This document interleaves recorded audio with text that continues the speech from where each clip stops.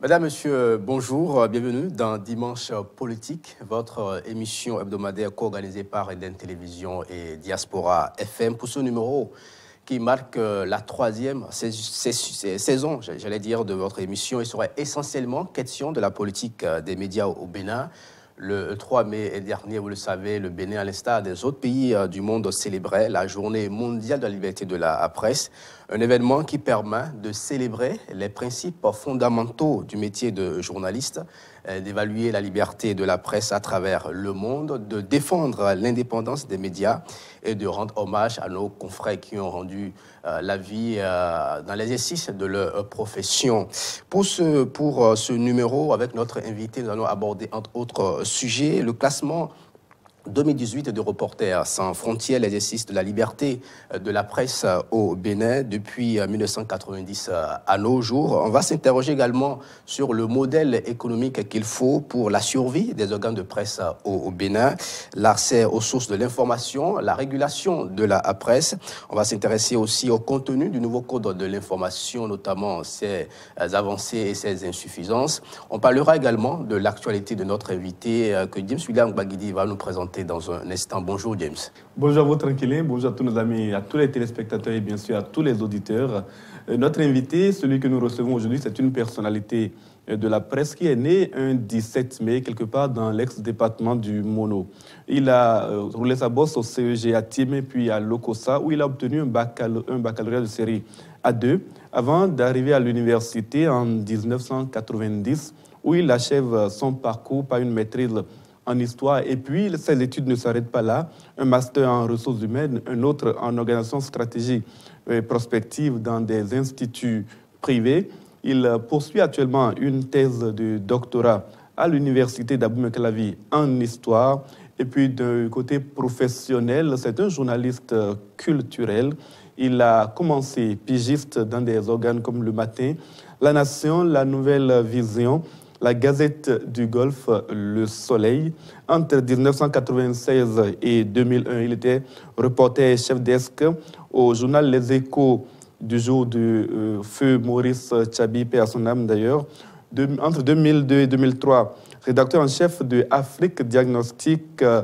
Et puis, depuis 2003, il s'est retiré du domaine de la presse pure pour se consacrer beaucoup plus à la communication.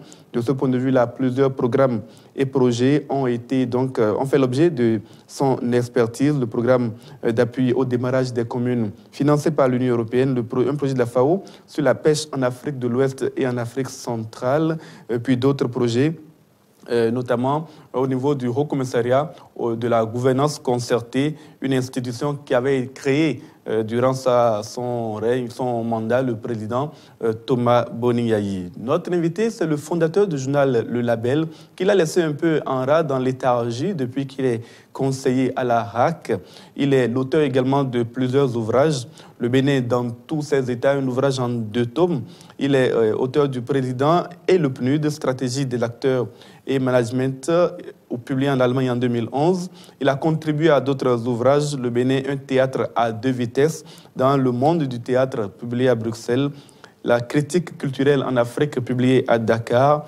C'est donc depuis 2014 qu'il est membre de la haute autorité de l'audiovisuel et de la communication. Beaucoup de professionnels des médias auront donc déjà reconnu Monsieur Pascal Zantou. Pascal Zantou, bonjour, merci d'accepter notre invitation. Bonjour, monsieur le journaliste. C'est moi qui vous remercie très sincèrement de l'honneur que vous me faites en m'invitant sur votre plateau. Monsieur Pascal Zantou, c'est la première fois que nous recevons le conseil de la HAC depuis la suspension d'Eden Télévision en novembre 2016. Qu'est-ce qui avait alors motivé cette décision, alors même que Eden Télévision ne violait pas en soi l'obligation de diffuser depuis son siège à Golodjibé? Je salue votre professionnalisme. Vous avez dit que Eden Télévision ne violait pas en soi. Ça veut dire ce que ça veut dire. Non, on ne reprochait pas à Eden Télévision d'avoir violé des règles de déontologie ou d'éthique dans les médias, mais il s'était posé un problème d'ordre administratif et juridique, à savoir que Eden Télévision, à un moment donné, était entré quelque peu en conflit avec la convention qu'elle avait signée avec la HAC, à savoir que Eden Télévision devrait, au terme de cette convention, être complètement installée à Glodjibé. Mais qu'à un moment donné, on a constaté que certaines de ces installations n'étaient pas à Glodjibé, mais étaient sur un site autre que celui-là. Et je crois que c'était le reproche fondamental qui avait été fait à Eden Télévision dès lors que Eden Télévision est entré en pourparlers avec la HAC, et je crois que modus vivendi a été trouvé. Et donc, cette télévision n'a plus de difficultés avec la HAC, en tout cas en ce qui concerne le respect de cet aspect de la convention qu'elle a eu à signer avec la HAC. Merci. Vous êtes membre de la haute autorité de l'audiovisuel et de la communication, nous l'avons déjà dit, mais vous êtes avant tout un professionnel des médias qui donc a cédé le plaisir d'écrire et d'opiner dans les médias pour devenir donc conseiller à la HAC. C'est vrai, c'est une promotion, mais qu'implique pour un journaliste de devenir membre de la haute autorité de l'audiovisuel et de la communication? Je suppose qu'il y a beaucoup d'intentions étouffées, d'envie d'écrire qui ne sont pas exprimées, des frustrations de ne pouvoir dire ce que vous voulez à certains moments. Est-ce le cas? Bon, merci pour cette question. Avant de répondre à cette question, je voudrais d'abord rendre hommage à un de mes patrons, qui a rendu l'âme il y a quelques semaines, M. Maurice Chabi, paix à son âme. Il a été le directeur de publication du quotidien Les Échos du jour où j'ai fait mes armes le plus. Et donc, avant d'aller dans le vif de cette émission, je voudrais que vous permettiez que je puisse lui rendre ce hommage mérité. Merci. Oui, c'est vrai que ce n'est pas facile pour un professionnel des médias d'être membre de la HAC, la haute autorité de l'audiovisuel et de la communication, parce qu'il s'agit de réguler des confrères, de dire à un moment donné ce qu'il faut faire, de faire respecter les règles de la profession. Ce n'est pas toujours facile, mais la vie est ainsi faite. Et nous ne nous réprimons pas, nous qui sommes professionnels des médias à l'intérieur de la HAC. Nous savons pertinemment qu'en allant là-bas, nous n'aurions plus le droit d'écrire, d'opiner sur des questions liées au fonctionnement, à la vie des médias, à moins que nous en ayons obtenu une autorisation. Comme c'est le cas en ce moment, avant de venir sur ce plateau, j'ai dû échanger avec le président de la HAC qui m'a dit, oui, M. Zantou, vous pourrez aller faire cette émission, d'autant plus qu'il s'agit d'une émission inscrite dans le cadre de la célébration de la Journée internationale de la presse, de la liberté de la presse. Donc, nous savions pertinemment que nous ne pourrions plus écrire dans les journaux, nous ne pourrions plus nous faire inviter au besoin, participer au débat contradictoire sur l'animation de la vie politique de notre pays, etc. Mais ce n'est pas pour autant que nous nous en sentons frustrés. Ce n'est pas toujours le cas. Quant à ce qui concerne les débats que nous avons à la HAC sur les questions de déontologie, les questions d'éthique dans les médias, je dois vous confesser qu'il nous arrive d'avoir un peu mal dans notre chair, parfois.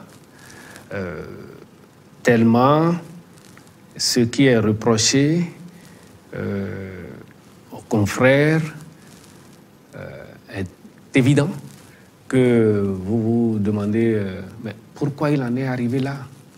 Pourquoi s'est-il senti obligé d'utiliser tel mot plutôt que tel autre? Pourquoi s'est-il senti obligé de publier telle opinion, tel fait, d'imputer tel fait à telle personne, sans en avoir même la preuve. Parce que le plus souvent, c'est que lorsqu'il y a plainte contre un journaliste, celui-ci nous avoue, nous confesse qu'il n'avait pas les preuves avant d'avoir écrit. Ce qui, du point de vue déontologique, n'est pas normal. Ce qui, du point de vue déontologique, n'est pas normal. Cela dit, il arrive aussi que nous éprouvions du plaisir. Parce que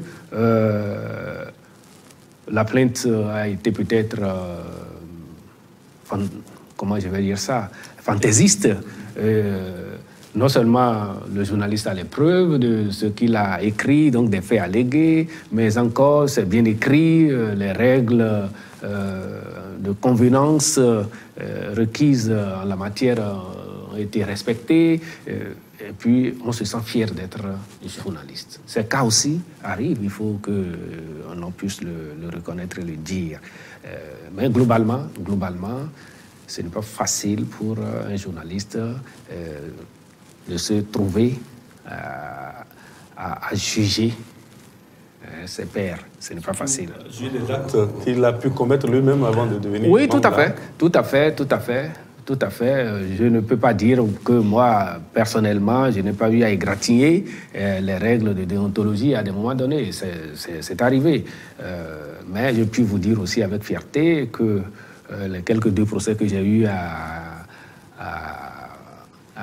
affronter ont été des procès gagnés. Des procès gagnés, donc je ne peux pas ne pas être fier de dire ça. Voilà.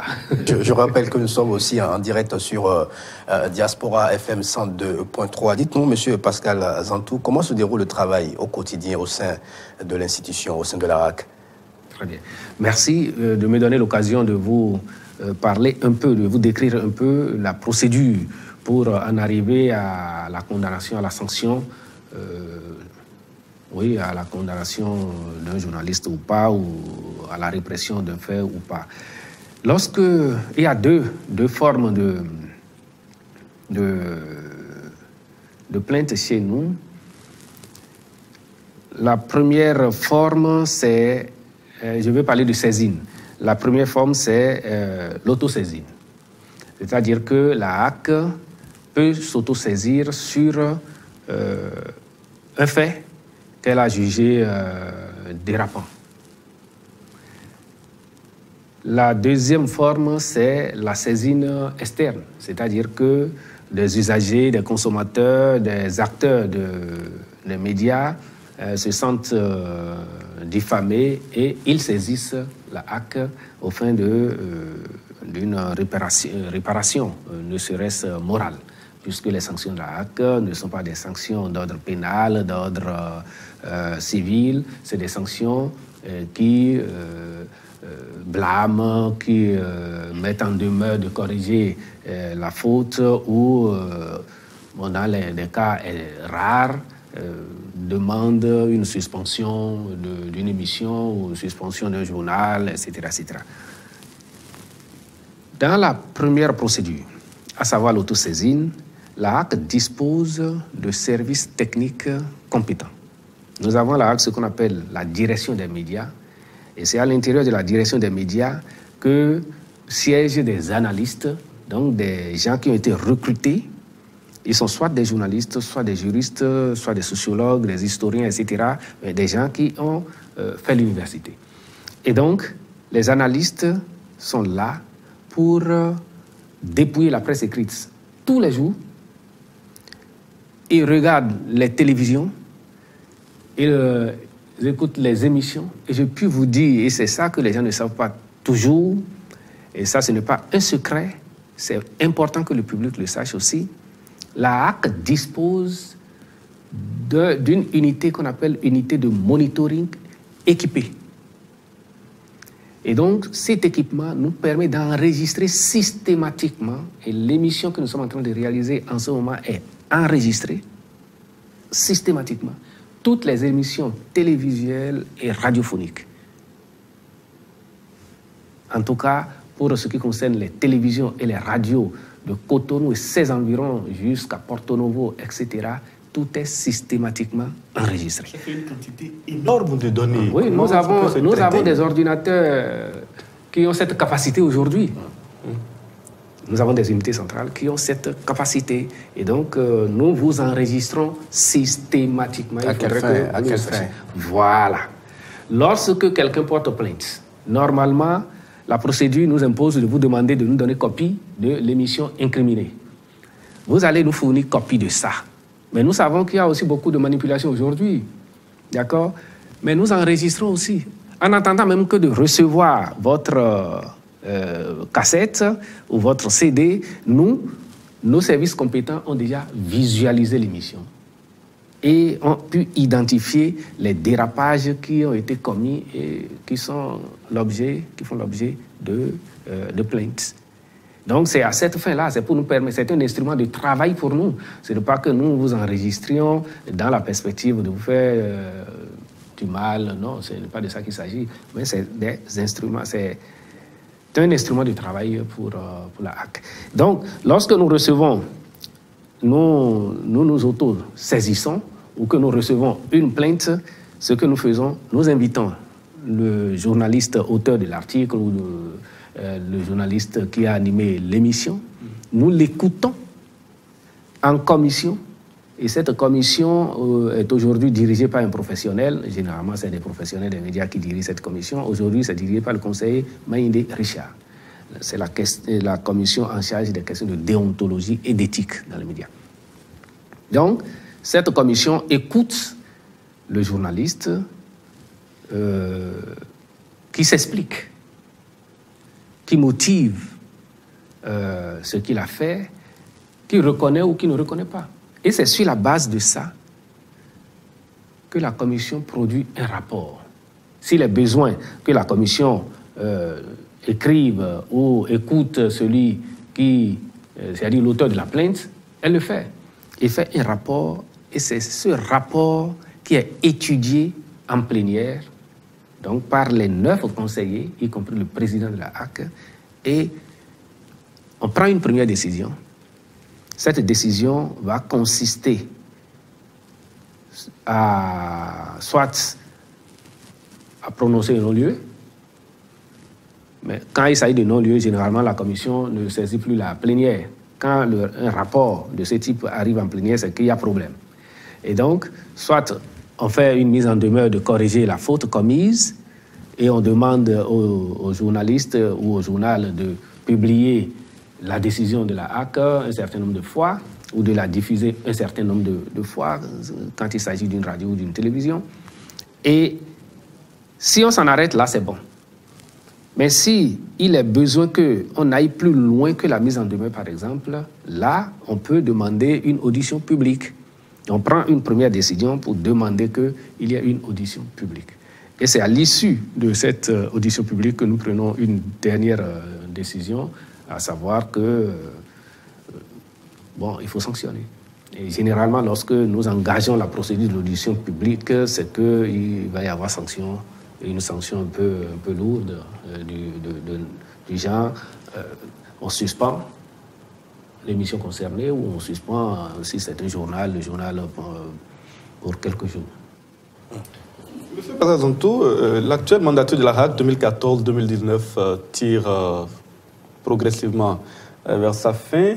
Cette mandature à laquelle vous appartenez, bien sûr. Y a-t-il des choses que dans ce fonctionnement de la HAC, dans les décisions que vous avez à prendre ou bien dans le fonctionnement même de la presse, vous avez envie de voir changer et que vous pensez pouvoir encore faire avant la fin de ce mandat ou bien que vous auriez voulu confier aux générations futures? Bon, vous savez, c'est les hommes qui changent, hein, les problèmes demeurent en vérité. Sous notre mandature comme sous celles qui vont venir après nous, il y aura toujours des questions de violation de la déontologie, de l'éthique, etc. Donc, de ce point de vue, ce que je vais souhaiter, c'est que les professionnels des médias fassent davantage attention à ce qu'ils écrivent, à ce qu'ils diffusent, à ce qu'ils publient. Parce que il ne faut pas oublier que c'est des vies humaines qui sont en jeu, que c'est la vie des institutions qui est en jeu et que une information qui est diffusée est difficile à rattraper. Même si on sanctionne après, c'est après coup. Donc, il faut faire attention. Nous sommes dans un régime de régulation et non de censure aujourd'hui. C'est-à-dire que c'est après que la faute aura été commise que la HAC pourra se prononcer pour dire ce que vous avez fait, monsieur, ça ne respecte pas les normes, on vous sanctionne, on ne vous sanctionne pas.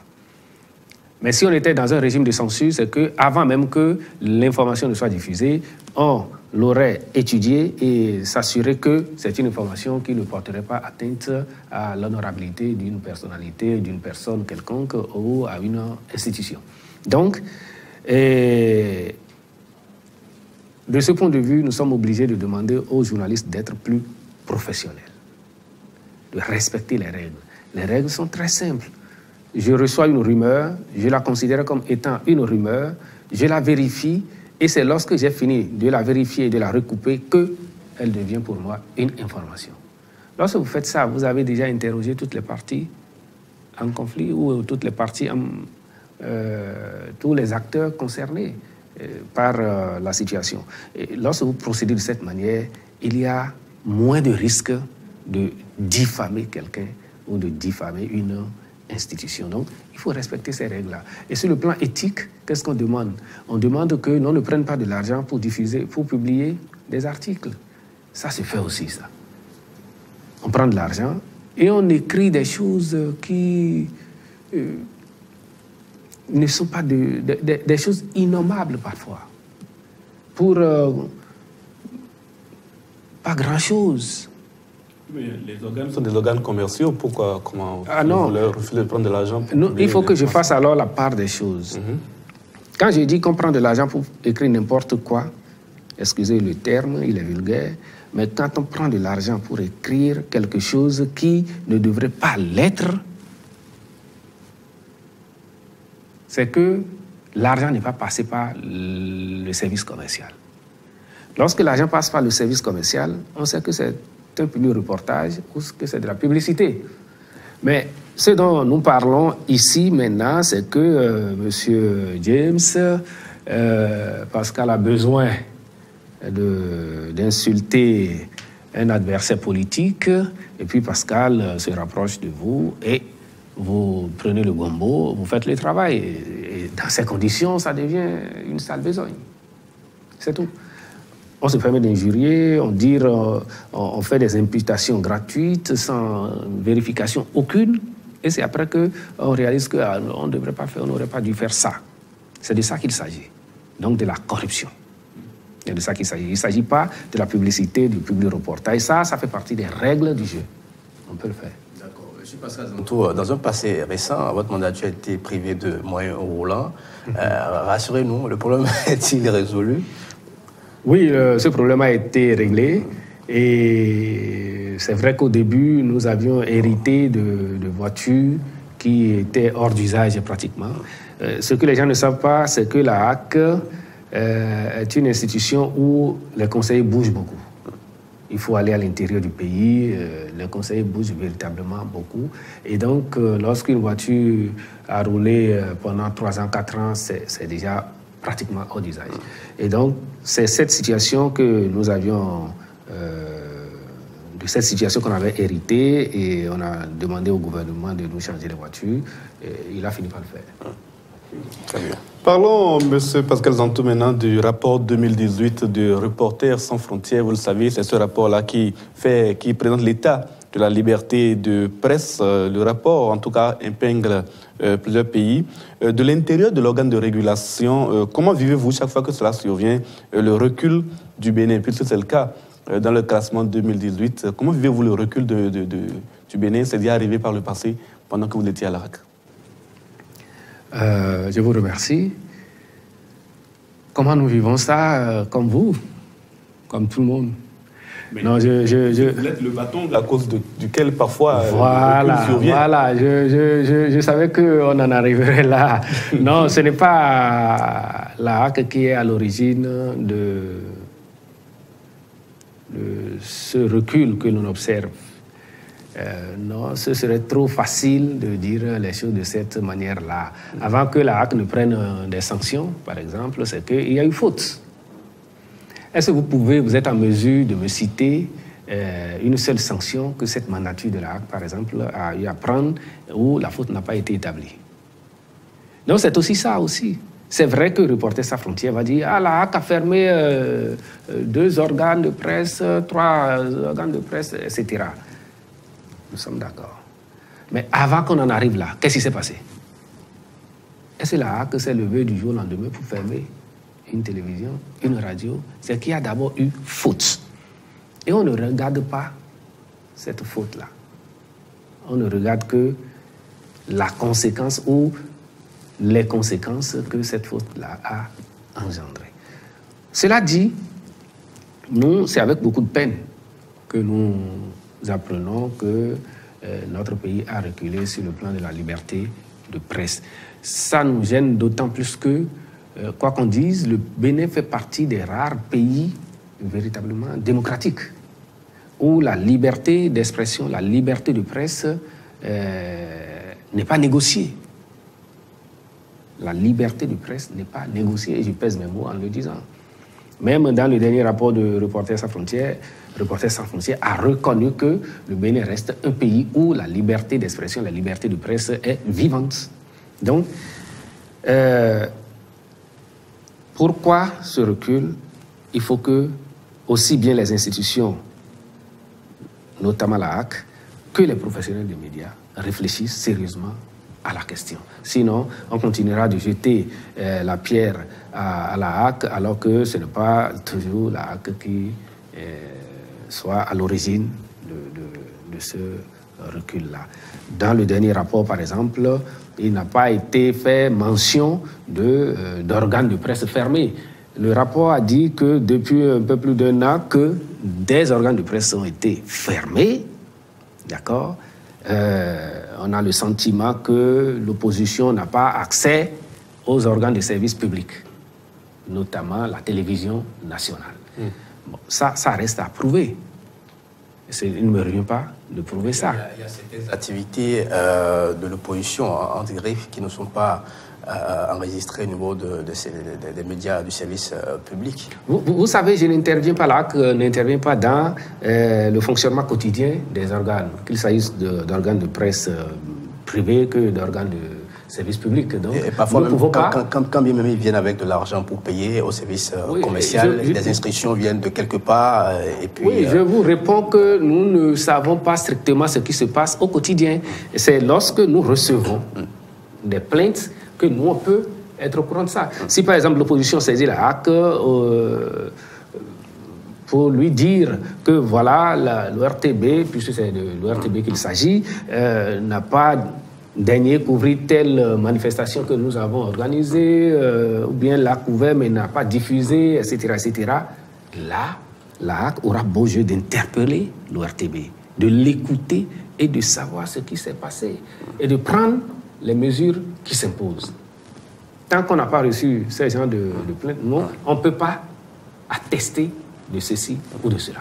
Nous avons entendu des responsables d'institutions fêtières de la presse du Bénin, bien entendu, émettre des réserves quant au classement de Reporters sans frontières pour le compte de l'année 2018. En ferez-vous autant ou les comprenez-vous? Non, je viens de vous dire que le rapport de Reporters sans frontières au titre de 2018 n'a pas fait mention de sanctions, d'accord, prises par la HAC contre les organes de presse. Donc, la HAC n'a pas concouru à la mise à mal de la liberté de presse dans notre pays. En tout cas, pas en 2017, puisque le rapport se fonde sur les faits de 2017. Donc, réserve, bon, je ne sais pas s'il faut que je porte la voix de la HAC là pour dire que nous n'avons pas de réserve à émettre ou nous avons de réserve à émettre. Ce n'est pas de ça qu'il s'agit de mon point de vue. Moi, je voudrais savoir, je voudrais être sûr que ce que Reporters sans frontières reproche à notre pays est vrai ou pas. C'est de ça qu'il s'agit. Première chose, il n'y a pas le rapport n'a pas dit qu'il y a eu de journalistes emprisonnés en 2017 au Bénin, de journalistes tués dans l'exercice de ses fonctions au Bénin en 2017, qu'il y a eu, comment dirais-je, d'organes de presse fermés ou sanctionnés, autres mesures, même s'il y a eu des sanctions. Il y a eu beaucoup de sanctions, à savoir les mises en demeure. C'est pratiquement à toutes les sessions que nous faisons ça. Parce qu'il y a tellement de dérapages. C'est comme ça que nous appelons ça à la HAC. On appelle ça des dérapages. Il y a tellement de dérapages. Bon, donc, ces faits-là sont avérés. Excusez-moi. Ces faits-là sont avérés. Maintenant, est-ce que effectivement une partie de la classe politique ou des acteurs de la vie politique, une partie de ces acteurs-là n'a pas accès aux organes de service public? Je dis que cela reste à être prouvé. Je ne peux pas dire maintenant que c'est vrai que l'opposition n'a pas accès aux organes de service public, que c'est faux, je ne peux pas le dire. Il y a quelque chose qui est au moins vrai, qui est connu. Il y a un organe de presse autorisé officiellement par la HAC, c'est la radio Soleil FM, qui, à l'occasion de certaines émissions, est bruyant, est perturbé par des fréquences dont on ne connaît pas l'origine. En tant qu'organe de régulation au niveau du pays, est-ce que ce n'est pas du rôle de la HAC de veiller à ce que les organes qui ont le droit d'émettre puissent émettre librement, normalement, et que des fréquences étrangères ou des fréquences pirates ne viennent pas justement les perturber? Vous avez fait une observation qui est vraie, que moi-même j'ai pu constater, à savoir que à des moments donnés, Soleil FM a des difficultés d'émission. Il a été dit par l'opinion que la HAC devrait intervenir pour remettre les choses en place. Ce que je sais, c'est que la HAC a une convention avec Soleil FM. Et que cette convention prescrit les conditions d'exercice de Soleil FM, comme c'est le cas pour les autres radios et pour les télévisions privées. Ce que je sais aussi, c'est que il n'est pas dit dans cette convention que la HAC a l'obligation de veiller à ce que les radios, les télévisions parties de cette convention, il s'agit d'une convention type d'ailleurs, que les radios et télévisions parties de cette convention-là, lorsqu'elles éprouvent des difficultés, que la HAC court immédiatement pour faire ceci ou pour faire cela. On pourrait même le faire si on en avait les capacités techniques. Je suis au regret de vous dire que depuis que nous sommes arrivés, je veux parler de cette mandature, le cas de contrôle de spectre de la HAC ne fonctionne pas. C'est-à-dire qu'avant même que on nous installe, ce cas était déjà en panne. Et, en tout cas, l'État béninois n'a pas été capable de réparer ce quart-là, malgré les nombreuses sollicitations que nous faisons dans ce sens. Si ce cas-là était, par exemple, fonctionnel en ce moment, et que la HAC, à la demande de Soleil FM, puisqu'il faut que la demande parvienne aussi à la HAC, à la demande de Soleil FM, la HAC n'a pas été capable de détecter d'où vient ce brouillage. Je trouverais à dire, mais ce n'est pas le cas. On n'a même pas les compétences, les capacités techniques aujourd'hui pour faire ce que vous voulez que la HAC fasse. Qu'est-ce que nous avons? La HAC a quand même un budget autonome, c'est une institution indépendante qui a un budget. Pourquoi ne pas puiser dans ce budget-là? La HAC n'a de budget que de fonctionnement. Et ça aussi, c'est bon que l'on le sache. Le budget de la HAC est un budget essentiellement de fonctionnement. C'est-à-dire que la HAC peut s'acheter des tables, la HAC peut s'acheter des papiers, la HAC peut s'acheter des ordinateurs, la HAC peut s'acheter ceci, cela, mais la HAC n'a pas le droit d'investir. Pour investir, il faut que la HAC recourt au gouvernement. Ce n'est pas qu'il est interdit à la HAC d'avoir un budget d'investissement. C'est que, par le passé, me semble-t-il, ce volet du budget n'a pas été toujours utilisé. Et lorsque, ça fait partie des règles des finances publiques, lorsque vous avez un budget et que vous n'arrivez pas à atteindre un certain seuil d'exécution, bon, on est obligé de revoir votre budget à la baisse. Et la HAC, chaque année, a été victime de ça. Et ça continue. Donc, depuis que nous sommes arrivés, nous avons tout fait pour rétablir le volet investissement du budget. Mais on n'y est pas parvenu. Votre regard à présent sur l'exercice par les journalistes béninois de leur droit à l'information au public depuis 90 à nos jours? Globalement, on peut se satisfaire de ce que les journalistes béninois font le travail. Les conditions d'exercice du métier ne sont pas les meilleures. Mais, quoi qu'on dise, les journalistes essayent, au regard des moyens à leur disposition, de faire leur travail. Vous qui êtes là, vous avez eu le plaisir de m'inviter sur ce plateau. Je suis venu. C'est vrai que ce n'est pas toujours facile pour vous d'inviter les gens et qu'ils acceptent de venir, je le sais. Mais toujours est-il que, pour l'instant, à moins de commettre une faute grave, un journaliste est libre de faire son travail de journaliste. Quand il commet des fautes, il est sanctionné soit par l'organe d'autorégulation, parce qu'il y a ça aussi, à savoir l'ODEM, l'Observatoire de la déontologie et de l'éthique dans les médias. Donc, à ce niveau d'autorégulation, au niveau de l'organe de régulation qu'est la HAC, et au niveau de la justice. Ça veut dire quoi? Ça veut dire que on laisse les journalistes faire leur travail, quitte à ce qu'ils répondent de ce qu'ils ont eu à faire comme travail.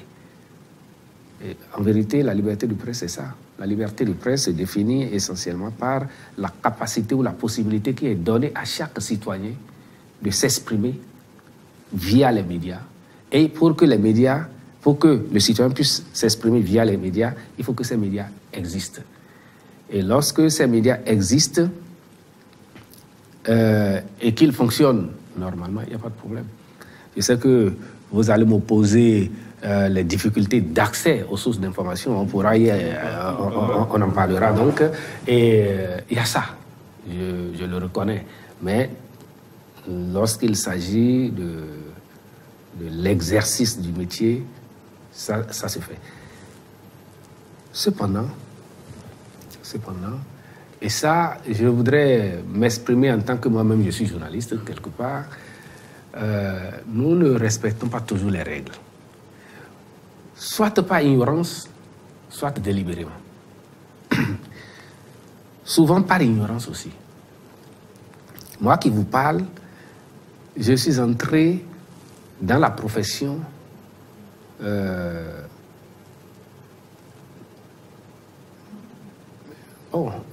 infraction? C'est le terme que je ne voulais pas utiliser. Non, ce n'est pas par infraction. Mais j'y suis arrivé sans être passé par une école de formation professionnelle.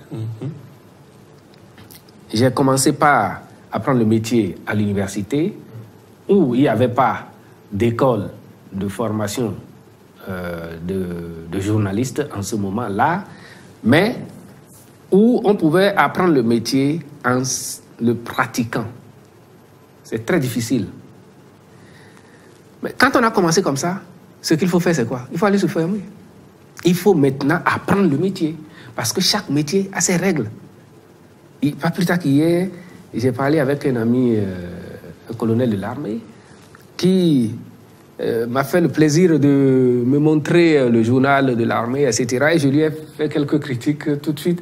Et il m'a dit, ah ben, ça, je n'y comprends rien. Il dit, oui, chaque métier a ses règles. Et les règles, dans le cas d'espèce, n'ont pas été respectées. Bon. Donc, il faut aller apprendre le métier.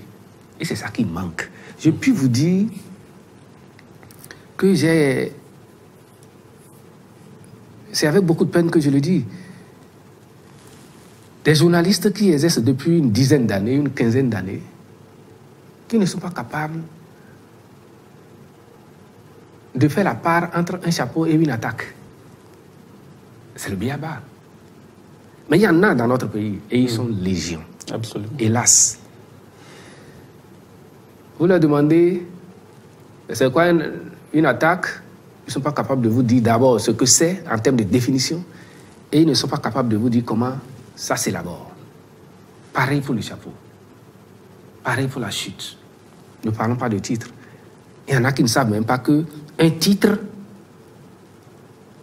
est soit informatif, soit incitatif. Il n'y a que deux formes de titres en matière de presse. Mais ils ne savent pas ça. Et vous voulez qu'ils fassent comment?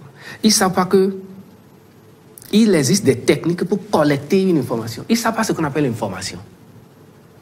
Ce qu'on appelle information, ils ne savent pas ce que c'est.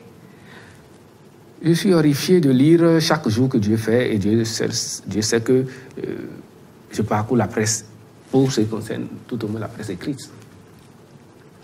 Vous lisez l'article jusqu'au dernier paragraphe, c'est dans le dernier paragraphe qu'on vous donne l'information. Alors qu'on a dit droit au but, c'est le principe, oui, ça. De l'information. Il faut donner l'information. Et quand vous leur posez la question, vous savez, mais pourquoi vous avez attendu jusque-là pour donner l'information? Ah non, si on donne l'information tout de suite, on ne sera plus lu. Ah. Et pendant des siècles, ceux qui ont inventé le métier ont dit, non, les gens, le lecteur n'a pas le temps de vous lire. Il n'a le temps que de s'informer. Donc, donnez-lui l'information immédiatement, dès le premier paragraphe là. Dès la première ligne, là, donnez-lui l'information. Et vous voulez qu'on fasse quoi? Le gars, il ne sait pas ce qu'on appelle l'information. Il ne connaît pas les techniques de la collecte de l'information. Il ne sait pas comment on trie l'information. Qu'est-ce qu'il va faire? Lui... La hiérarchisation... Est-ce qu'il connaît le mot hiérarchisation? C'est ça le problème. Donc, quand j'entends les gens dire, notamment les professionnels dire, ah oui, là maintenant il faut passer à l'étape de la spécialisation. Qu'est-ce que vous appelez spécialisation? Le monsieur ne connaît pas déjà la profession, le métier qu'il exerce, et vous voulez qu'il se spécialise dans quoi? Il ne connaît pas, mais... Et pourtant, il y a certains promoteurs d'organes qui recrutent ces genres de personnes, parce que bon, des brebis galeuses, il y en a dans toutes les corporations. Comment cela se fait? Bon. Merci. Je suis malheureusement un exemple peut-être de cette situation. C'est-à-dire que le journalisme est devenu comme une sorte de tremplin. Vous passez par là pour aller ailleurs. Parce que justement, le journalisme ne nourrit pas convenablement son homme. En tout cas, au Bénin et dans les autres pays africains que je connais. J'en connais vraiment. J'ai parcouru ces pays et je sais comment ça se passe là-bas aussi. Donc, ce qui se passe, c'est quoi? Quelqu'un est à l'université ou est en train de finir à l'université, et il se met à courir en quête d'emploi, et on lui propose un emploi. Il prend. Il ne connaît pas le métier, mais il prend. Maintenant, ce qu'il faut faire, c'est que le directeur de publication qui a recruté ce type doit l'aider en contribuant à sa formation. Soit en faisant appel aux plus anciens que lui, à des gens qui ont déjà fait le métier, qui l'ont pratiqué pendant des années et qui peuvent transmettre quelque chose aujourd'hui. Vous qui êtes là, vous avez déjà amorcé l'étape de la transmission. C'est-à-dire que vous devez commencer par former les plus jeunes que vous aujourd'hui. Vous voyez? Donc, ça manque chez nous. Et maintenant, la curiosité que le journaliste devrait avoir lui-même, les nouvelles recrues n'ont pas cette curiosité-là. Et c'est un grand problème. C'est un drame même. C'est ça la grande plaie de notre profession. Et donc, c'est comme un tremplin. Les gens passent par là pour chercher mieux. Et lorsqu'ils trouvent mieux, ils abandonnent. Et quand ils s'en vont, moi, depuis 2003, j'ai quitté pratiquement la profession. Mais il faut bien que quelqu'un me remplace. Parce que quand je parle, il y a un vide qui est créé. Il faut que quelqu'un me remplace. Et celui qui va me remplacer, il n'y avait pas d'école de formation. Il faut bien qu'il sorte de quelque part. Il est heureux de constater que des écoles de formation en journalisme se mettent progressivement en place dans notre pays. Il y a maintenant des établissements supérieurs de formation où cette filière existe. Même à l'université, ça existe désormais. Et c'est une très bonne chose. Mais attention, il ne suffit pas d'apprendre les théories pour dire que ça y est. Une chose est de les connaître, une chose est de les appliquer. Il y en a qui connaissent les règles, mais qui ne les appliquent pas non plus. Je vous ai parlé de Gombo. Lorsque vous avez le Gombo, vous ne pouvez plus respecter les règles. Un terme spécifiquement béninois que d'autres téléspectateurs ne comprendraient pas. C'est-à-dire que je ne sais pas ce que vous mettez dans ça, mais j'ai souvent entendu parler de Gombo et je l'emploie aussi, quoi. Hein, vous voyez, ça vous rigolez, mais c'est très sérieux. Une presse corrompue ne peut pas respecter les règles du jeu. Donc, il y a des gens, il y a des journalistes, il y a des journalistes de grande réputation au Bénin. J'ai entendu quelqu'un hier dire qu'il n'y a plus de repères. Non, il y a de repères, il y a des références. Et je peux en citer. Je peux en citer beaucoup, à commencer par vous. Je ne vous flatte pas, c'est pas parce que vous êtes avec moi que je vais vous flatter, d'accord? Mais quand on vous suit, on comprend que le monsieur, il est dans la démarche. Il sait de quoi il parle. Vous voyez, c'est de ça qu'il s'agit. Il faut qu'on ait la modestie d'aller apprendre le métier. Et surtout, d'en respecter les règles. Donc, comme je le disais, il y a des gens qui connaissent très bien les règles du jeu, mais qui n'arrivent pas à les respecter simplement parce qu'ils ont déjà pris de l'argent par derrière. Quand l'argent passe par derrière, il atterrit devant, ça vous n'arrivez plus à distinguer le bon grain de livret. On a vu la liberté de presse en souffrance quelque peu sous le président Boni dans ce pays. La RAC est allée à cette époque-là même jusqu'à radier des journalistes du métier. C'est votre mandature qui les a rétablis dans leur fonction d'ailleurs. Cette époque est-elle révolue, l'époque au cours de laquelle on peut radier des journalistes ou bien c'est le genre de choses qui peut encore arriver? Il n'y a pas d'époque révolue. Au risque de vous décevoir, je vous dirais qu'il n'y a pas d'époque révolue. Si le journaliste se met en conflit avec les règles, il sera sanctionné. Et si la sanction, c'est la radiation, on va le radier. Et pourquoi rétablir d'autres journalistes si non, ce n'est pas la HAC qui a rétabli. La HAC n'a pas rétabli. C'est la Cour suprême qui a dit que la sanction, me semble-t-il, était excessive. Et a demandé le rétablissement. Je pense que ça a dû apprendre non seulement aux personnes concernées, mais aussi à nous, professionnels. On doit désormais faire un peu plus attention. Donc je ne pense pas que la HAC ait eu tort d'avoir pris une sanction aussi grave. Je crois que la HAC était toujours dans sa dynamique de pédagogie. À savoir que lorsque quelqu'un faute, il faut qu'on le sanctionne pour que les autres ne prennent pas exemple sur lui. Cela dit, vous avez dit qu'il y a eu difficulté de la liberté, pour la liberté de presse dans notre pays, sous tel régime ou sous tel autre. Il y aura toujours des difficultés. La vie est ainsi faite. La mer est comme ceci, mais elle est comme ça aussi. Donc, il y aura toujours des difficultés.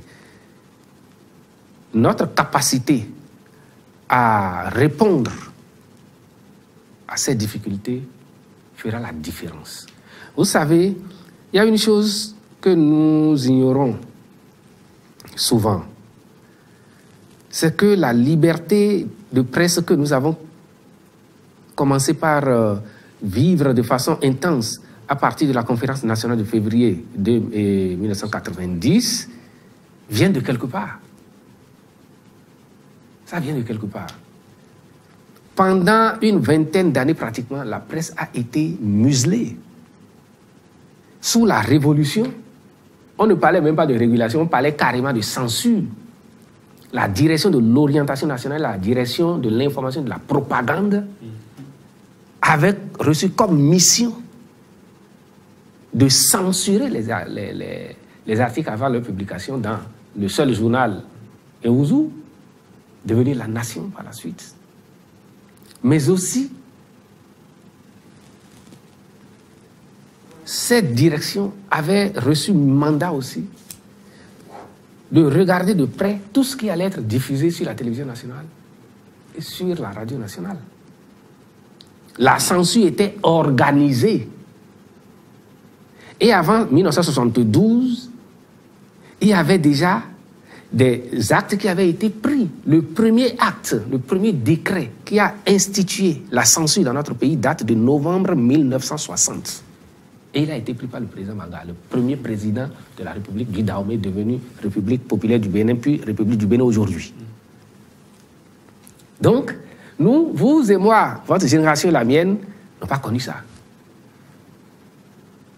Quand Thomas Meyassan a été limogé de son poste de directeur de publication, d'accord, simplement pour avoir refusé de rédiger un éditorial commandé, quand Jérôme Carlos a dû prendre le chemin de l'exil parce qu'il ne voulait pas se mettre aux ordres, quand Souley Siaka a dû prendre le chemin de l'exil parce qu'il ne voulait pas se mettre aux ordres, quand Yolonfon Joseph, l'actuel médiateur de la République, a été incarcéré à Segmana simplement parce qu'il était correspondant de marchés tropicaux, vous et moi n'avons pas connu ça. Ceux qui ont connu ça, aujourd'hui, pour écrire, ils vont faire attention. On se dit, ah, la liberté dont nous jouissons aujourd'hui, nous l'avons payée au prix fort, au prix de cette censure-là. Vous voyez? Donc, c'est bon qu'on connaisse un peu ce passé pour nous réjouir un peu de la situation d'aujourd'hui, tout en déplorant les dérapages, tout en déplorant les conditions d'exercice du métier. On va peut-être y arriver, en parler plus amplement, mais les conditions d'exercice du métier dans notre pays sont des plus draconiennes sur le plan économique, sur le plan politique, sur le plan social. Nous n'avons pas des entreprises de presse viables en tant que telles dans notre pays. Surtout dans le milieu de la presse écrite. Il n'y a pas d'entreprise. Par contre, en radio, en télévision, la situation est relativement acceptable. Parce que justement, il y a de lourds investissements là. Mais allez regarder de près la vie que mènent les professionnels des médias dans ces organes de presse là aussi. Donc, les choses ne sont pas aussi simples que l'on le pense, mais il n'y a pas péril en la demeure. Nous évoluons progressivement. Il y a des améliorations au fur et à mesure et je demeure gonflé d'espoir et d'espérance. Pascal Zantou, quelle est votre perception de l'approche du président Talon vis-à-vis des médias du Bénin? Faudrait-il que je connaisse cette perception? Bon, si vous pourrez me la rappeler. Depuis son accession au pouvoir, d'abord, il a décidé d'être très distant. Et puis, désormais, il est plus présent. Et d'ailleurs, le rapport RSF mentionne que la presse de service public est sous l'emprise du pouvoir politique. Vous savez, ici, vous avez bien mentionné que je suis conseiller à la HAC. Et en tant que tel, je n'ai pas le droit d'opiner sur les activités politiques. Donc, souffrez que je ne puisse pas apprécier la perception du chef de l'État, d'accord, ou sa vision des médias dans notre pays. Non, je pourrais parler des questions de liberté de presse de façon Le président de la République, on veut s'adresser à son peuple, à ceux-là qui lui ont permis d'avoir accès à ce pouvoir régalien, qu'on choisit des médias internationaux. Vous, en tant que conseiller de la RAC, qu'est-ce que ça vous fait? Non, c'est de la communication. Il a fait de la communication. Si c'est de l'initiative de ces médias internationaux d'interroger le chef de l'État dans le cadre de ces 2 ans de mandat, il n'y a pas de problème. Si c'est de l'initiative du chef de l'État ou de son gouvernement ou de sa cellule de communication de le faire, il n'y a pas de problème. On parlerait de communication à ce moment-là, simplement. Donc, quand on est en communication, on choisit ses canaux de communication. Et j'ai entendu des professionnels se plaindre sur une radio hier de ce que c'est une insulte pour la presse nationale. D'autres disent non, normalement, le chef de l'État devait utiliser les canaux nationaux pour s'adresser à son peuple. C'est des choix de communication, des choix communicationnels. Et moi, je n'ai pas à opiner là-dessus, à apprécier ça. Il est dans son droit de faire de la communication en tant que chef d'État. Donc, je n'ai pas à opiner là-dessus. Très bien. Parlons maintenant du modèle économique de la presse béninoise. La presse en temps normal vit de contrats publicitaires et des abonnements contractés par les lecteurs ou les téléspectateurs, voire les auditeurs. Avez-vous le sentiment qu'au Bénin, les organes fonctionnent encore sur ce modèle? Et d'ailleurs, s'ils n'ont jamais fonctionné sur ce modèle? Bon, on ne va pas être excessif, donc je ne dirai pas les choses de la même manière que vous là. Je dirais que il existe un espace publicitaire, même s'il est étriqué, il existe. La preuve, c'est que certains organes de presse parviennent à obtenir des contrats de publicité. Mais ce n'est pas suffisant. En tout cas, pas pour le nombre d'organes de presse que nous avons dans notre pays. Deuxième chose, abonnement. Il y a certainement des abonnements qui se font, mais ils ne sont pas très nombreux. Maintenant, les autres formes de contrats, qui ne sont pas toujours des contrats de publicité, mais des contrats qui visent à faire de la promotion, à faire de la communication. Est-ce que cela permet aux organes de presse de vivre? Oui, ça leur permet de vivre et d'exister. Mais quel problème ça pose? On va peut-être en parler. Mais ce qui est certain, c'est que l'émiettement du marché publicitaire à cause de l'effectif des entreprises de presse fait que les médias béninois ne vivent pas sur la base, n'existent pas sur la base de la publicité. Or, la première source de financement d'un organe de presse indépendant, susceptible donc d'exercer le métier en toute responsabilité, c'est la publicité. Sans publicité, en vérité, il n'y a pas de médias. Sans publicité, il n'y a pas de médias. Qu'est-ce qui empêche la régulation du secteur publicitaire au Bénin depuis que le Bénin a connu la démonopolisation des ondes? Non, rien n'empêche. Rien n'empêche. On peut toujours le faire. La preuve, c'est qu'aujourd'hui, le Code de l'information et de la communication, voté en 2015, a prévu cela. Et l'ARAC est en train de travailler à ce que le secteur soit plus organisé, déjà avant d'être régulé. D'accord? Nous n'avons pas de régie publicitaire dans notre pays. On ne sait pas qui donne les publicités. C'est à la tête du client et c'est des contrats entre chaque organe de presse, chaque entreprise de presse et chaque annonceur. Ça ne peut pas fonctionner de cette manière et pour que la presse elle-même en vive convenablement. Donc, il nous faut nécessairement mettre en place des régies publicitaires et que les associations professionnelles aillent au-delà de leur mission actuelle. pour prendre part à l'organisation du secteur de la publicité. Il y a des exemples un peu partout dans le monde. On peut s'en inspirer. Bon, j'allais évoquer le cas de la France. On me dira que c'est toujours la France. Mais c'est ce que nous connaissons le mieux. Donc, on peut toujours s'en inspirer.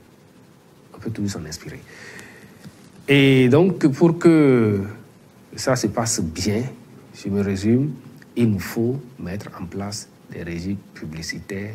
Il nous faut organiser le secteur de la publicité pour qu'il y ait une répartition équitable des annonces publicitaires. Ça fait des années qu'on parle du sujet. Je vous ai dit que la HAC est en train de travailler. Nous avons déjà pris des tests dans ce domaine-là. Il reste que nous les formalisions sous forme de décision pour qu'elles s'imposent. La loi a tracé le chemin. Mais il faut maintenant que nous prenions des décisions d'application de la loi. Et ça revient à la HAC. Et on est en train de travailler là-dessus. Il y a une autre source de revenus, c'est l'aide de la presse, l'aide de l'État à la presse qu'on ne comprend pas très bien, en tout cas des organes. Beaucoup d'organes n'en bénéficient pas, d'autres naissent uniquement pour en bénéficier. Est-ce que la HAC s'intéresse également à la répartition de cette aide? Vous posez une question intéressante. Quand j'étais dans la profession comme vous, j'avais la même perception des choses. Mais depuis que je suis arrivé à la HAC, j'ai compris qu'au fond, l'aide de l'État à la presse fait l'objet de critiques qui ne sont pas toujours bien fondées. Il y a des choses que nous devons savoir. La première chose à savoir, c'est que cette aide est d'abord, si l'on revient d'abord aux professionnels des médias et aux patrons des médias. Donc, c'est eux qui décident de comment ça va être réparti. C'est les associations professionnelles, l'UPMB, le CNPA. Ce sont ces associations professionnelles qui définissent les clés de répartition de l'aide chaque année. La HAC s'intéresse à ça, puisque la HAC est partie prenante, quoi qu'on dise, finalement, de cette répartition. En mettant en place une commission mixte composée de représentants des associations professionnelles, en majorité, de représentants de la HAC, de représentants du ministère de la Communication, de représentants du ministère des Finances. Les associations professionnelles proposent les clés de répartition et sur la base de ça, on répartit l'aide. Ça veut dire quoi? Je prends un volet, le volet que je maîtrise, formation. Les associations professionnelles disent, par exemple, 10% de l'aide de 2015 vont aller à la formation. À l'intérieur de ces 10%-là, nous allons prendre 8% pour organiser des séminaires de renforcement de capacité des professionnels des médias. Le reste, c'est le reste que la HAC va gérer avec les professionnels des médias encore, pour organiser ce qu'on appelle depuis quelques années des formations in situ, c'est-à-dire des formations sur site pour apprendre in vivo l'exercice du métier, la pratique du métier aux professionnels des médias. D'accord? Mais ce qui intéresse la HAC le plus, et c'est pourquoi la HAC est surtout là, sinon la HAC n'avait rien à voir avec la gestion de l'aide de l'État à la presse privée, et lorsque ce qu'on appelle le Fonds de développement des médias va être mis en place prochainement, la HAC n'aura plus à s'impliquer dans la répartition, par exemple, de choses là. Donc, ce que la HAC fait et doit faire nécessairement, c'est de veiller à une bonne utilisation des ressources que l'État met à la disposition du secteur privé, parce qu'il s'agit d'aide de l'État à la presse privée, normalement. Donc, est-ce que les règles financières sont respectées. L'orthodoxie financière est-elle respectée? C'est à ça que la HAC se consacre surtout. Et c'est la croix et la bannière, parfois. C'est la croix et la bannière parce que le secteur privé n'a pas la même vision des choses que l'administration publique. Mais on arrive toujours à s'entendre, à s'en sortir. Pour tout vous dire, vous voyez, normalement, un exercice budgétaire couvre une année. D'accord? Mais nous avons encore en instance l'aide de 2015, l'aide de 2016 et même l'aide de 2014, me semble-t-il, si ma mémoire est bien bonne. Les gouvernements antérieurs, en tout cas ceux d'avant le régime actuel, ont joué le jeu en acceptant. C'est une anomalie, cette anomalie-là. Mais les professionnels des médias disent « Ah, nous, on n'est pas pressés de consommer l'aide. Nous ne sommes pas pressés. C'est notre argent. Le gouvernement nous a mis ça à disposition. On va l'utiliser quand on peut. » De sorte que l'exercice budgétaire passe et l'argent est toujours là. Or, lorsqu'un exercice budgétaire est clôturé, c'est qu'il est clôturé, on ne devrait plus revenir à ça. Et aujourd'hui, avec l'actuel gouvernement, on a des difficultés à décaisser cet argent. On a procédé à la répartition de l'aide de 2014, voilà, de 2014, mais sa consommation reste un peu difficile parce que le gouvernement ne comprend pas qu'il soit obligé de sortir de l'argent au titre de 2014 alors qu'on est en 2018. Et ça pose des problèmes aujourd'hui. Quand vous parlez de 2014, on dit pour 2015, 2016, 2017, c'est encore en attente. Oui, c'est encore en attente. On ne sait pas quel est le sort qui va leur être réservé encore.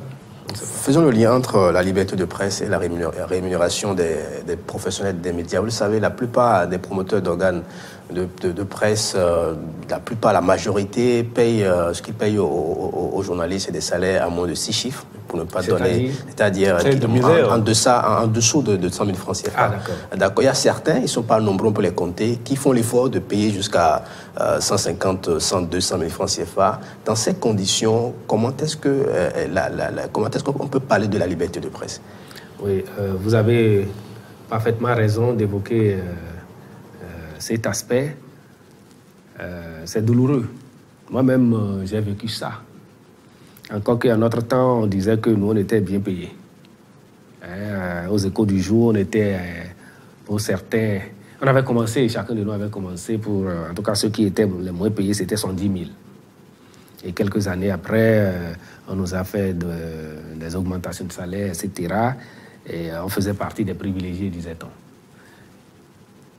Mais aujourd'hui, en 2018, on ne peut plus vivre avec un salaire en dessous de 100 000 francs. Et quand vous ne pouvez pas vivre avec le salaire que vous gagnez, vous êtes exposé à la corruption. Et lorsque vous êtes exposé à la corruption, c'est clair que vous êtes fragile quant à ce qui concerne le respect des règles. Et si vous ne respectez pas les règles du métier, la liberté de presse s'en trouve hypothéquée. Mais pourquoi la HAC ne prend pas des dispositions pour amener les patrons de presse à améliorer les revenus de leurs employés? D'abord, je vais vous dire que la HAC, au risque de vous surprendre, la HAC n'est pas là pour s'ingérer dans le fonctionnement quotidien des organes de presse. La liberté de presse s'en ressent. Oui, j'y arrive. J'ai dit d'abord. Maintenant, la HAC essaye d'aller au-delà de ce qu'on pourrait, de ce qu'on devrait attendre d'elle, à savoir que la HAC s'intéresse à la situation sociale des animateurs des médias. Pour ce qui concerne les radios et les télévisions, par exemple, la HAC leur impose pratiquement, via les conventions que ces organes sont obligés de signer avec la HAC, de déclarer leur personnel à la CNSS, et ça c'est déjà très important, parce que lorsque vous les déclarez, c'est que ça suppose que vous leur payez un salaire. Parce que sans le salaire, on ne peut pas payer l'IPTS, on ne peut pas payer la part patronale, etc. etc. D'accord? Donc c'est déjà quelque chose. Mais ce n'est pas facile pour ces organes de presse-là, ils ont du mal à mettre en œuvre déjà ça. Dans le cas de l'aide de l'État à la presse privée, la HAC a dit, mais tiens, il faut que nécessairement, avant de pouvoir bénéficier de l'aide de l'État à la presse privée, il faut avoir déclaré tout au moins les animateurs, les journalistes, les techniciens, etc., à la CNSS, le personnel à la CNSS. Ça, c'est un moyen pour nous de contrôler, pour pouvoir faire le suivi à l'intérieur. Mais est-ce que nous avons le droit de déterminer le salaire que chaque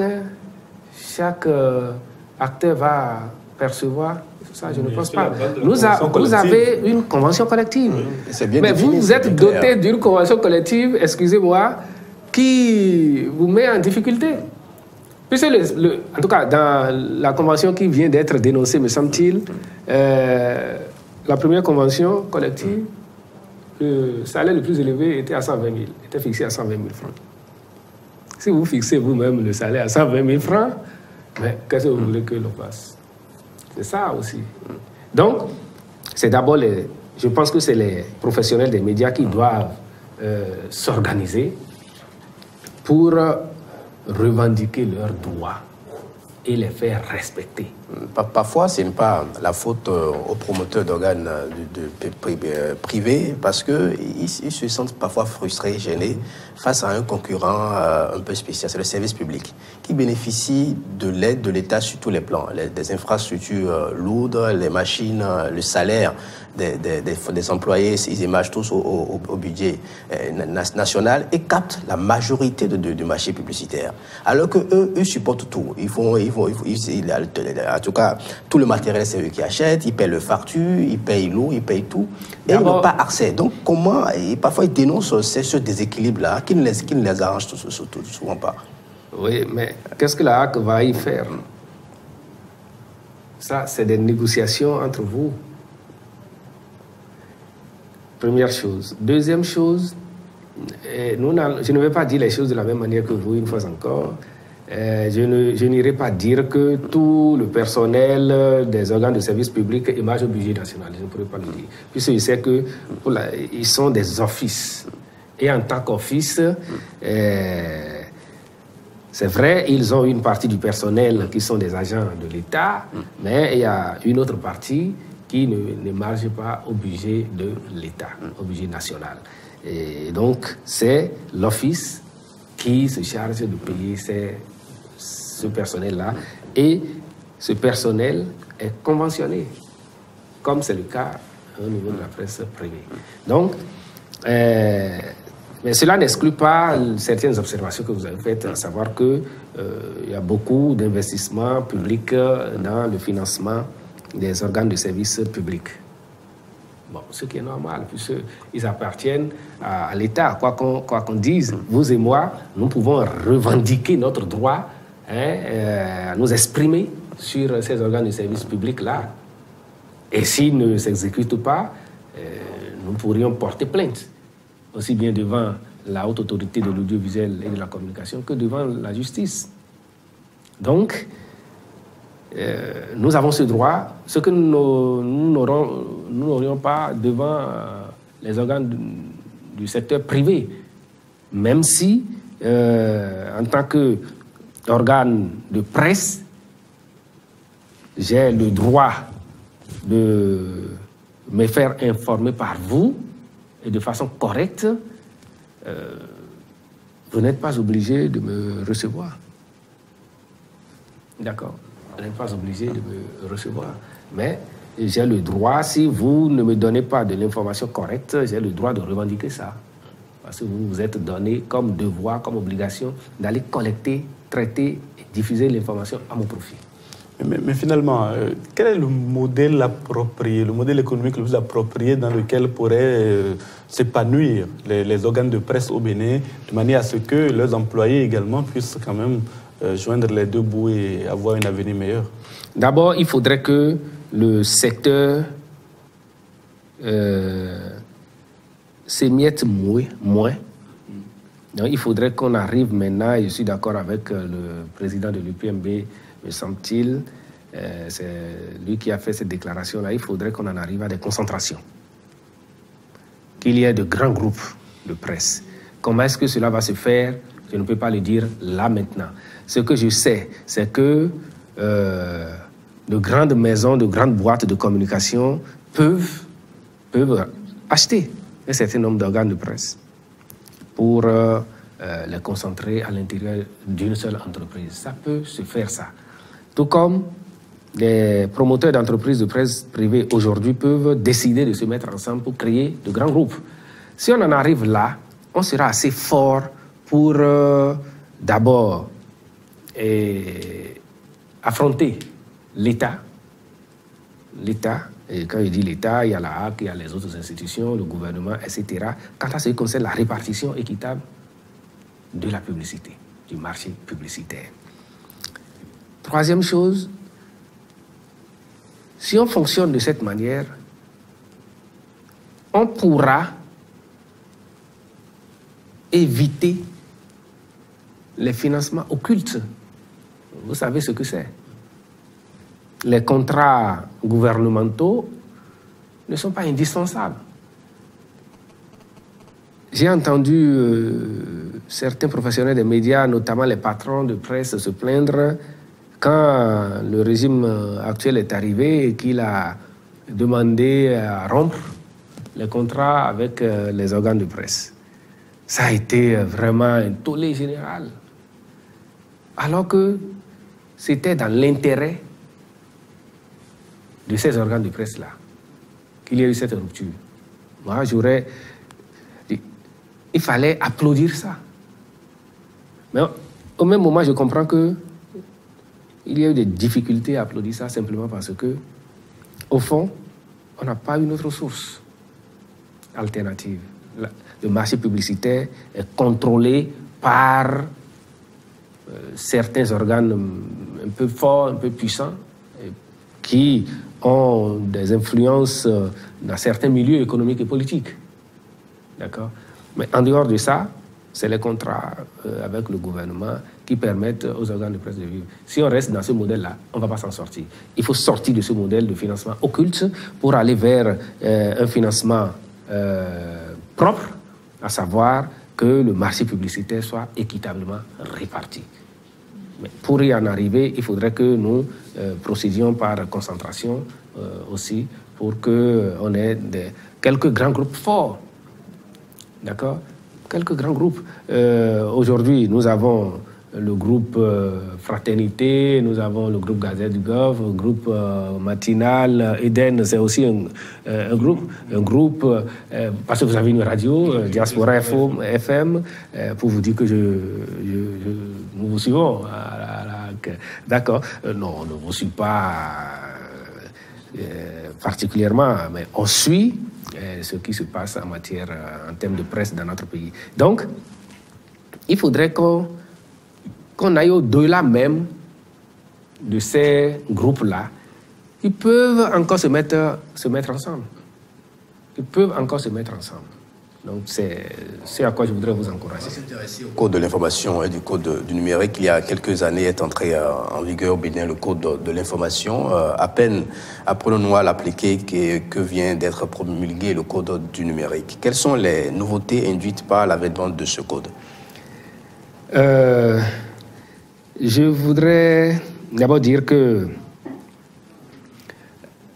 je ne vais pas parler du code du numérique dans ses détails parce qu'il vient d'être voté et en tant qu'institution, on est en train de se l'approprier d'abord. Quant au code de l'information et de la communication, nous en avons déjà une certaine pratique et donc quelques avancées pour être rapide. Dans le domaine de la presse écrite, par exemple, dans le domaine de la presse écrite, il est aujourd'hui dit, dans le code de l'information et de la communication, que pour être directeur de publication, il faut avoir au moins 10 ans d'expérience. Il est dit dans le code de l'information et de la communication, par exemple, que lorsqu'on est chef de parti politique ou lorsqu'on est homme politique reconnu comme tel, on ne peut pas être promoteur d'un organe de presse.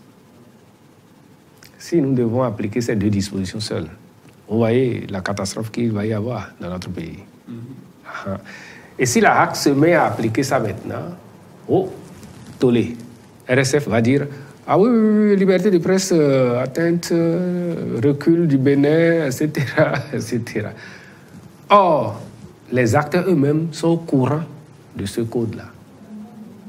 Un homme politique qui dirige un organe de presse, depuis que ce code a été voté et promulgué, devrait se retirer de la gestion, ne serait-ce, tout au moins de façon officielle, pour qu'on sache qu'il n'est plus mêlé de la gestion de ça. Deuxième chose, les directeurs de publication, les directeurs de télévision, les directeurs de radio devraient avoir au moins 10 ans d'expérience. Mais il y en a plein qui n'ont même pas 5 ans d'expérience. Ils sortent de l'université, ils deviennent directeurs de publication. Parce qu'ils ont dirigé le Héros à l'université, Radio Univers à l'université, le Révélateur à l'université, et ils deviennent directeurs de publication d'un journal. C'est des problèmes. Au terme du Code de l'information et de la communication, par exemple, un site Internet, je parle du Code de l'information et de la communication, un site Internet qui n'est pas un blog, qui ne fait pas partie de ce que nous appelons les réseaux sociaux aujourd'hui, Facebook, Twitter, etc., etc. Donc, un site Internet qui va fournir, qui va collecter, dont les animateurs vont collecter, traiter, diffuser l'information, de ce point de vue-là, doit être autorisé par la HAC. Mais quels sont les sites Internet qui ont rempli cette formalité? Vous allez m'opposer qu'on vient de leur demander de se conformer. Oui, de se conformer. Très bien. Et ils ont commencé par déposer les dossiers. Nous allons étudier ces dossiers et on va régulariser les choses. Vous avez demandé la même chose, pas vous. La HAC a demandé la même chose aux promoteurs de journaux. Ils ont demandé elle a demandé de nouveaux documents. Pour payer 100 000 francs au trésor, il faut que ce soit une salle, etc., etc. Donc la plupart aussi ont commencé par régulariser la situation. Oui. Ce qui est intéressant dans notre pays, c'est que lorsque l'État, à travers les institutions, prend ses responsabilités, on se conforme. Et je salue ça. Je salue vraiment ça. Effectivement, la plupart des promoteurs de journaux ont déposé déjà leur dossier. Donc nous allons nettoyer un peu l'écurie pour que, dans l'intérêt de la profession elle-même. Parce que nous allons finir cette émission, nous allons parler, donc pour finir, de la presse à l'international. Encore une fois, la liberté de presse. Il y a quelques jours seulement, en Afghanistan, c'était un attentat qui a coûté la vie à 9 journalistes en même temps. En Somalie, sur le continent, c'est une pratique presque quotidienne que d'assassiner ou d'emprisonner des journalistes. Pas seulement en Somalie, Érythrée, d'autres pays sur le continent. Même des pays insoupçonnés, la liberté de presse sur le continent africain est en souffrance et un peu partout à travers le monde. Quel regard portez-vous sur cette situation décrite encore une fois par le rapport 2018 de Reporters sans frontières? Nous allons finir sur cette question. Merci. Vous savez, la montée du fondamentalisme aujourd'hui dans presque tous les pays du monde, me semble-t-il, explique un peu cela. Et pour comprendre davantage la situation, il faut questionner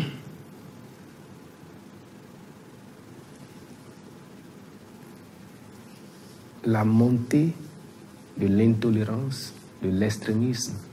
Quelles sont les raisons fondamentales qui sont à la base de ça? Si on comprend cela, on va poser le diagnostic qu'il faut et on pourra trouver le remède adéquat. De mon point de vue, c'est de ça qu'il s'agit. Qu'il y a eu attentat, c'est vrai, c'est un fait établi. Mais pourquoi cet attentat?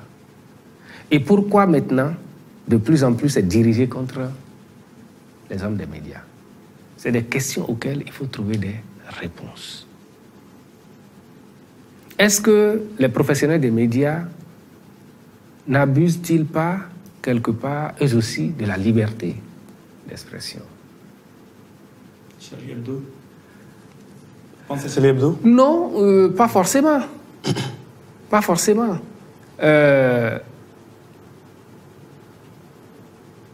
Même dans notre pays déjà, nous sommes libres de collecter, de traiter, de diffuser de l'information. Est-ce que nous regardons de près ce principe-là? Collecter, mais traiter. Il y avoir des raisons pour lesquelles des gens vont attenter à la vie des journalistes, même si le journaliste va dans l'excès. Oui, il y aura toujours des raisons d'attenter à la vie des journalistes. Et je n'encourage pas ça. Et donc je dis, il faut que nous trouvions ces raisons-là pour pouvoir agir sur ces raisons-là. Si on ne va pas, on ne procède pas comme ça et que on blâme, on stigmatise, on dénonce seulement les faits qui ne sont plus isolés, mais qui deviennent pratiquement récurrents, on ne va pas bien s'attaquer au mal. Il faut s'attaquer au mal par la racine. Et la racine, c'est les motifs, les mobiles, les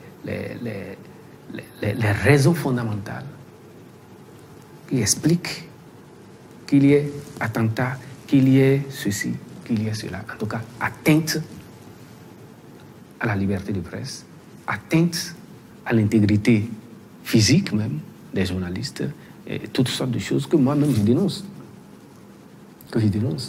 Mais il faut qu'on comprenne d'abord ces situations-là. M. Pascal Zantou, on va conclure cette émission en vous permettant de souhaiter bonne fête à vos confrères. C'est vrai que vous n'êtes plus...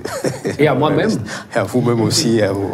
Donc je vous remercie très sincèrement de m'avoir invité sur ce plateau et de me permettre de parler de la liberté de presse qui est une question fondamentale. La liberté de presse fait partie des libertés fondamentales, des droits fondamentaux de l'homme. Donc, on ne doit pas porter impunément atteinte à la liberté de presse. Vous comprenez pourquoi les organes de régulation, tels que la haute autorité de l'audiovisuel et de la communication, ne fait pas de la dentelle pour protéger, et c'est la première mission de la HAC, en tout cas pour ce qui concerne la HAC du Bénin, de protéger non seulement la liberté d'expression, mais aussi la liberté de presse et surtout les journalistes. Et nous n'encourageons pas l'emprisonnement des journalistes, l'assassinat des journalistes, au contraire nous combattons cela. Et notre souhait, c'est que les journalistes exercent en toute responsabilité leur profession, qui est une profession singulière. Ce n'est pas tout le monde qui devient journaliste. On ne devient pas journaliste parce qu'on le veut. On devient journaliste parce qu'on a des ambitions, on a des convictions à partager. Il y a aussi ça qui est derrière la question. Je souhaite à tous les journalistes du Bénin et du monde de bons moments de fête. Mais surtout de bons moments de réflexion, d'introspection sur la profession pour que la profession aille davantage mieux. Merci à vous. Merci Pascal Zantou. La voix est rare, celle d'un conseiller à la haute autorité de l'audiovisuel de la communication. Et pourtant, Eden TV a réussi aujourd'hui à dégoter pour vous un des conseillers de cette grande institution qui n'a pas fait de la langue de bois. Il nous a parlé de son actualité, du fonctionnement de l'institution de la haute autorité de l'audiovisuel de la communication, donc de l'exercice de la liberté de presse au Bénin. Bien entendu, le rapport 2018 de Reporters sans frontières qui a fait encore une fois reculer le Bénin n'a pas été éludé. Ce fut donc un vrai plaisir d'écouter et d'entendre Pascal Zantou. C'était donc dimanche politique à suivre en nouvelle diffusion sur Eden Télévision Diaspora FM ce dimanche à partir de 21h et mardi prochain à la même heure. À dimanche prochain.